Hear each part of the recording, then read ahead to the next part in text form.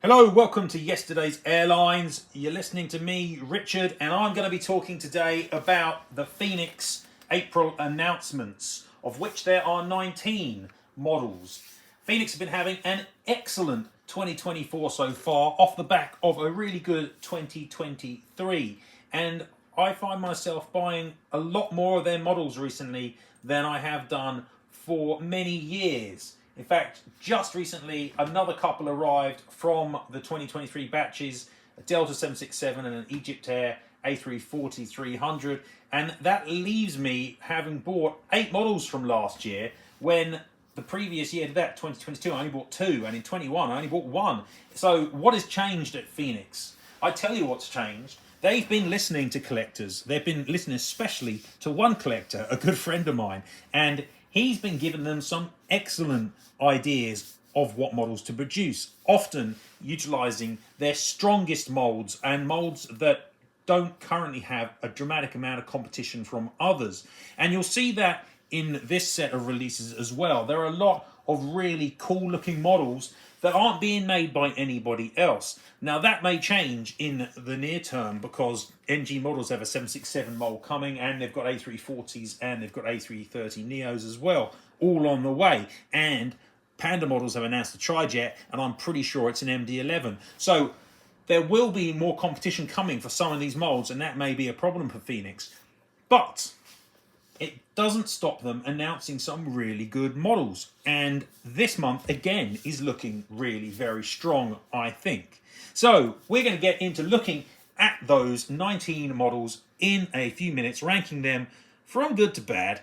And before I do that, don't forget to subscribe to the channel and chuck a like on the video. And yeah, hey, leave a comment. Always keen to see what people are thinking. Also, check me out on Instagram at yesterdaysairlines and on Facebook. And don't forget yesterdaysairlines.com. Phoenix has been featuring quite heavily at the site recently. I've just completed a 2-part history of Phoenixmodels as a brand, charting their rise from the ashes, as the name suggests, of Tucano line, and their phases of using the old Tucano molds, then moving to Gemini molds, and then this amazing period of mold creation that they hit between 2006 and 2013. Quite impressive area of mold creation, and those molds basically still form a good basis of what they produce today. But anyway, all of that is available at yesterdaysairlines.com alongside a huge amount of other material, so check that out. But now let's get on and see what great models Phoenix are offering. Yeah, probably in May, maybe some will slip to June. Now this month is very wide body heavy, and that's good because Phoenix wide body molds typically are better than their narrow bodies. But the first model up is actually a narrow body, and it's an Airbus A320 Neo. And Phoenix do have this interest in these Azul Disney schemes. I guess they are able to create these because they're not worried about getting licensing from Disney, which I know is a big problem and a big cost for others. So this is actually the 4th of these Azul special Disney A320s that they have made. They've already made the Mickey Mouse, Donald Duck and Daisy Duck versions. I have to say, I don't like them very much. This month we've got PR Yankee Sierra Romeo, and this one's the goofy version. It's better than the Daisy Duck version, I'll give you that. It's probably actually the best of the 4, but I still don't like them very much. I have to say, they're kind of garish. It's the thing that I like least about them is the nose, actually. They've got kind of knockish beaks on the Daisy Duck and Donald Duck versions. This one's got the kind of doggy style nose. I mean, I just don't like that part of the scheme particularly, I have to admit. They are inoffensive though, let's be honest. The mold, yeah, it's okay. It's not their worst narrow body mold by any distance, but I can't say that I'm overly excited by any of these ones. But I imagine if you're an Azul collector or a Brazilian model collector, then you will probably be finding these joining your fleet. It'll be a perfectly decent model. But I'm going to put these into Workhorse. The mold isn't great. The livery yeah, as I said, it doesn't do much for me. Now, a couple of models next are A330s, A330-200s in fact, and for quite a long time Phoenix had an issue with their rather good A330-200 in that it had horizontal stabilizers that were way too big. But that has, I believe, been resolved, and they're now correctly sized. And this month we've got a couple of rather interesting A330-200s. They are both in the colours of Air Serbia. What makes them particularly attractive, I think, is that Air Serbia has adopted a kind of Norwegian-esque tail scheme where it's putting famous, well, Serbians, I guess, or Yugoslavians, maybe. I don't know how far they're branching, but they've only got a couple of these, and they're putting them on the tail. And the scheme overall is quite nice. The colours are really good. It's got the big billboard tiles, but quite attractively done. And I like the manner that they have created these portraits on the tails, the shading. It looks really good. The two aircraft are YU Alpha Romeo Bravo, and that one has the image of Nikolai Tesla on the tail. And then we've got YU Alpha Romeo Charlie, and that one has the image of Mihailo Pupin, who was a physicist and chemist.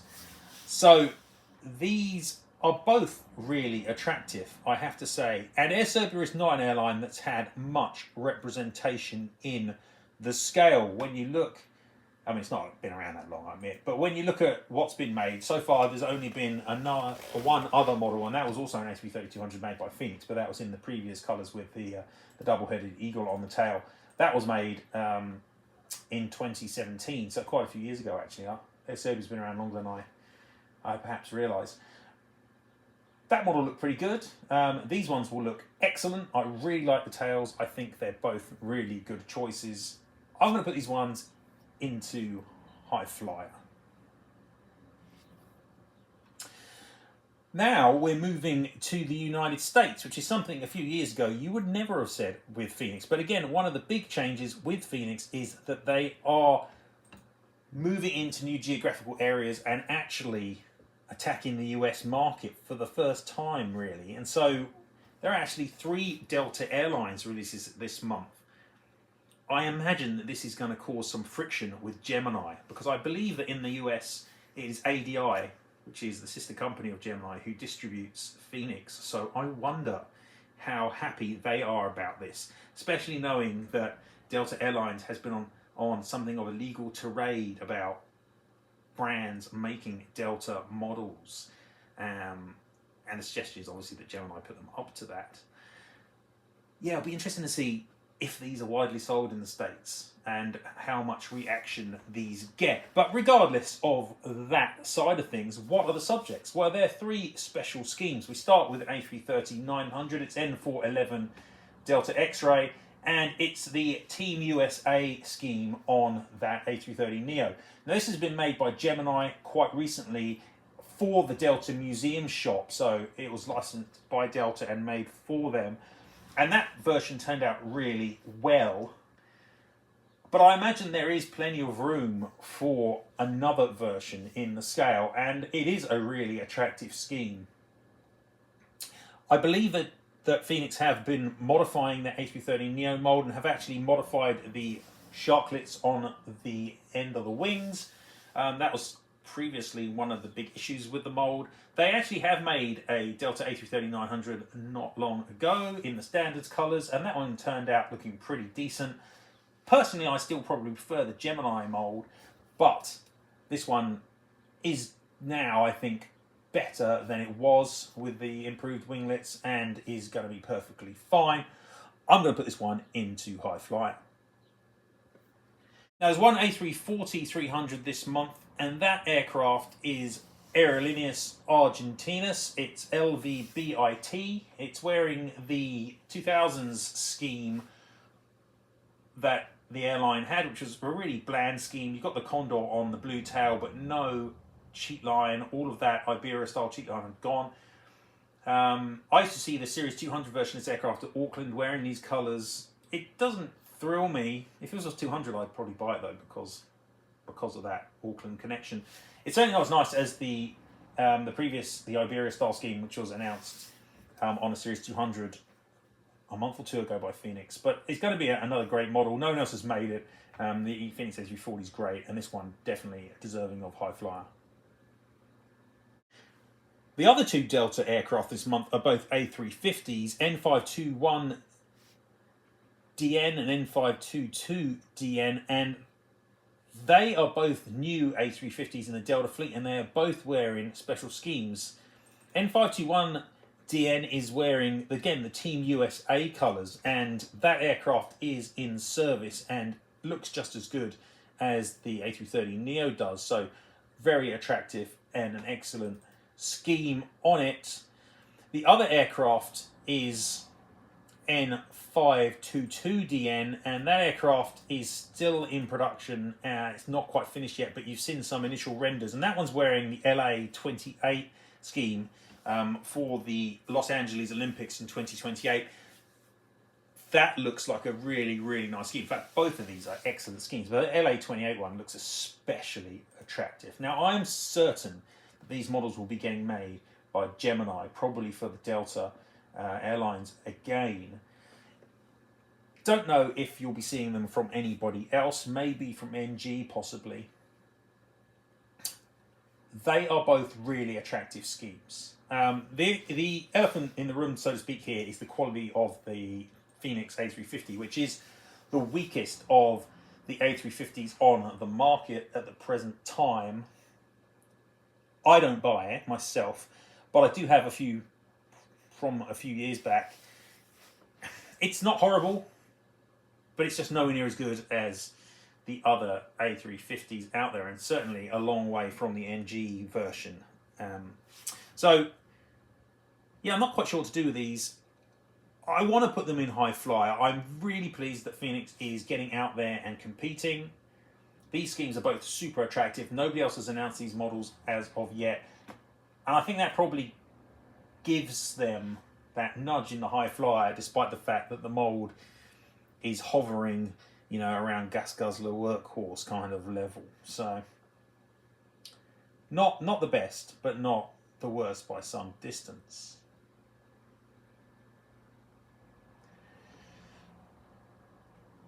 Now, there's one more A350 announced this month, and this one is definitely the least exciting model, possibly the least exciting model of the set, if you ignore the 747s. And that one is a really standard release for Phoenix. It's another Thai Airways A350-900. It's HS-THS. It's wearing their current scheme. This is a regularly made model. It has been made quite a few times. It's been made already by Phoenix 5 times. So it's not a hard to find model. It's also been made by Gemini and Aviation 400 as well. Yeah, given what I've said about its frequency of production and the state of the Phoenix A350 mold, this one is crying out to be a workhorse, and it's lucky that it's not gas guzzler, and arguably maybe it could be. But I'll keep it a workhorse. Moving into the Boeings, and as I kind of suggested, there are some 747s this month. Let's quickly get past these. Everyone surely knows my opinion of the Phoenix 747 mold, and if you don't, check out the website for my slating of it. But what we've got this month are 3 UTA Aero Maritime, a Series 200 FGF UK, a UTA Cargo 200 Freighter FGCBM, and a Cathay Cargo 400 Freighter BLIC. Yeah, these are all going to stink because the mold is awful. So I'm not saying any more than that. Let's just chuck them in the scrap metal and move on. And we're moving on to some 767-300s. The 767-300 is a really good mold from Phoenix. Yeah, it's not perfect. It is a little aged, but it is a good mold. And I've been buying a couple recently, like the Delta I mentioned earlier, but I also got a couple of the others. I got United and American too. And they've been really nice. And this month we've got 3. 2 of them are in the colours of Vietnam Airlines. We've got VNA762 and VNA766. The difference between the schemes is the size of the Lotus on the tail. They're both look like they'll be nice. It's a nice scheme, Vietnam Airlines. This blue scheme is very attractive, and they haven't been made before, or at least they haven't been made before recently. I say they have been made before. The one with the small Lotus has been made by Dragonwings a long time ago, but I shouldn't think anyone is worried about that competing with this version. So these two should be really quite nice. They don't fit my collection criteria in any way. The schemes, as I say, very similar, just variants of each other. They're both very attractive. I'd probably go with the one with the small logo over the one with the larger logo myself. But what I'm going to do is I'm going to chuck one of these up into supersonic. I'm going to put the other one into high flyer. Both, I'm sure, will be excellent models. The third 767-300 this month is a proper classic. It comes from right back at the beginning of 767-300 production. It is Japan Airlines wearing the 1980 scheme with the cheat lines and of course the crane on the tail, JA8268.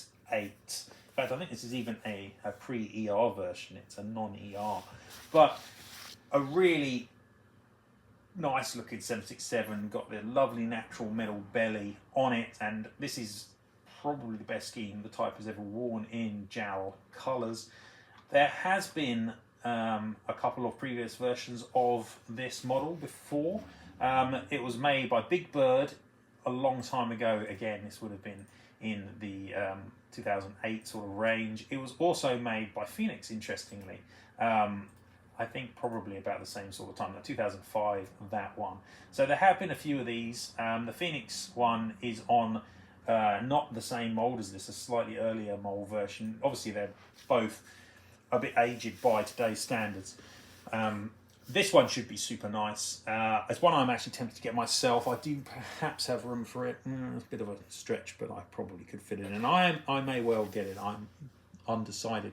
I think it'll be a really superb model though. I'm going to put this one up in supersonic. Now the MD-11 is a type which Phoenix has had kind of a monopoly of. You don't get many from Gemini or jcwings in recent years. The Phoenix mold is incredibly old and could do with some updates. And in fact, they have recently, I'm really pleased to say, decided to decrease the height of the nose gear, which has always been one of the big issues with recent Phoenix MD-11s. And I think the new version looks substantially better.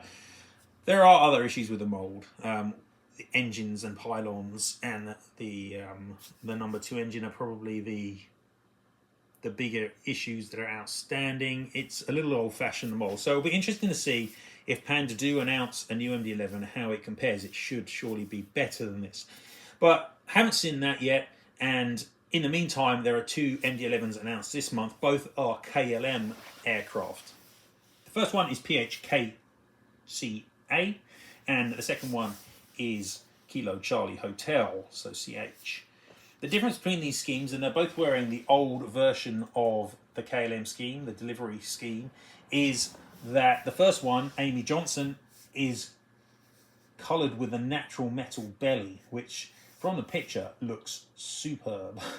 Should look really nice. And the later aircraft is got the grey belly, and possibly also, yeah, it does. It's got this world is just a click away titles on the side of the fuselage with a swan flying as well. When I look at KLM MD-11 production historically, there have been quite a few, but mostly in the new scheme. There have only been 2 efforts in this livery, and both of them have got the grey belly, and they are from Dragonwings and Gemini. And they were actually both the same aircraft, Kilo Charlie Echo. Now the Dragonwing MD-11s is actually still probably the best MD-11 that's available. It's obviously just a little outdated nowadays. Given they've shortened the nose gear, I am tempted to see what this natural metal bellied KLM MD looks like in flesh. I think it's going to look really good.